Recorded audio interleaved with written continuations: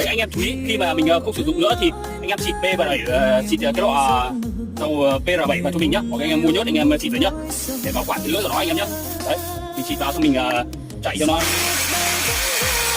đấy, cho nó trơn cái lưỡi anh em nhá, nó không bị rỉ sét cái lưỡi. Đấy, trong quá trình mình lâu mình không sử dụng thì mình xịt qua anh em nhá, đấy, để mình bảo quản cái lưỡi cho nó được tốt anh em nhá.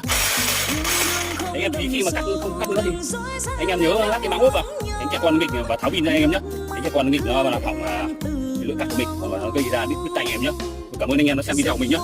Bây giờ mình đã hướng dẫn anh em cách bảo quản cái lưỡi của cái máy cắt tỉa rào chạy pin anh em nhé, bằng Apuset giúp mình tận dụng mắt, mua từ không thang như anh em nhé, máy nhẹ không như nặng như máy xăng anh em nhé. Cảm ơn anh em đã xem video nhé. Giá mình đã bán là 1.150.000, bảo hành là 6 tháng anh em nhé. Anh em có nhu cầu vào hỏi đặt mua. Cảm ơn anh em nhé.